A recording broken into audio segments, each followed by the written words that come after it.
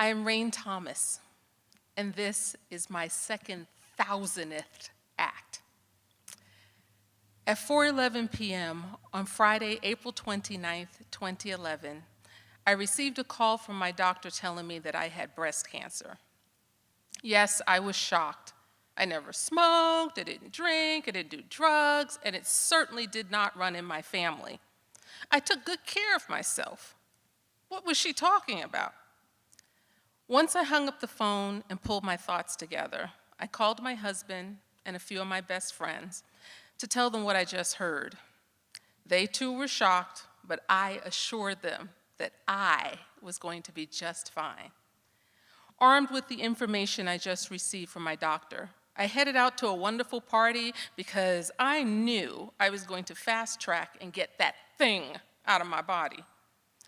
Monday, May 2nd at 7 a.m., I was in my doctor's office looking at that thing in my films, as well as a laundry list of tests that I needed, places I needed to go get them, and other doctor's appointments that my breast surgeon said needed to be done in a timely fashion. She asked when I would like to have my lumpectomy surgery, ASAP. She said she could do it on Wednesday, May 4th, if I got the laundry list completed. For 2 long, short days, I went around numbly getting that list checked off.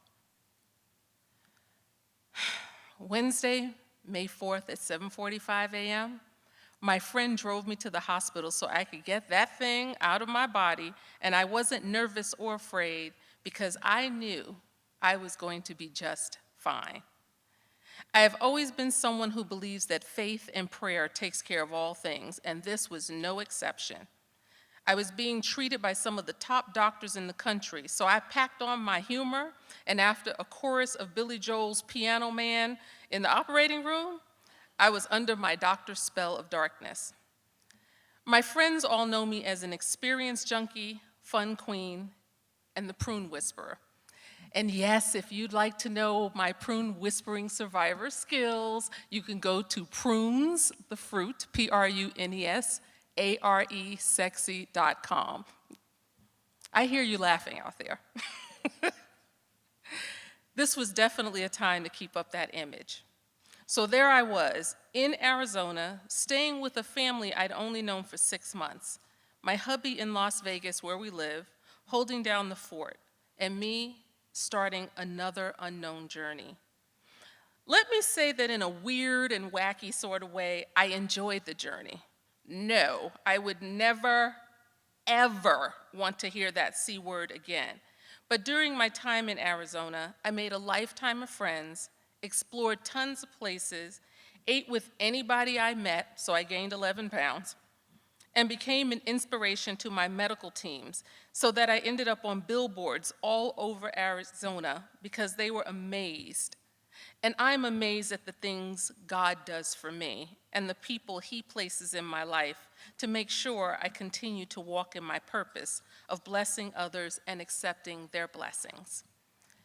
As a volunteer for many causes, including cancer, for over 38 years, I know the power of staying positive and being around positive people and, of course, laughter. My works inspire others, and it continues through my singing, my healmagazine.org, HEAL stands for Health, Education, and Laughter, along with my partnerships that have allowed us to create an all-female media network, TigoTV.com, so that anyone and everyone around the globe can see that life goes on and you should too. On July 15th, 2016, I will be my 5-year cancer-free journey mark, and I will be celebrating my doctors and their teams and all of those who supported me with their positive messages, funny jokes, great smiles, all of it through my battle. Here's to honoring some of the best of the best. Courtney Henderson, Dr. Michael Drury, Dr. Jennifer O'Neill and her team, Dr. Linda Greer and John C. Lincoln and their team, Paula Quaddels Miller, Dr. Robert Kuski and his team, Margie Snyder, Dr. James Foltz and his team, Dr. Stephen Dietz for taking me in their home, Cherie Phillips for taking me in your home, Dr. Cato, Dr. Robert Kelly, the loving team of Editha House in Arizona.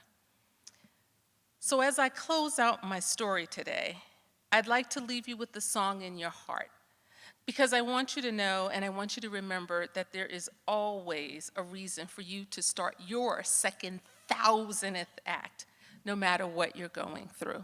So please close your eyes and just take in this song. This little light of mine,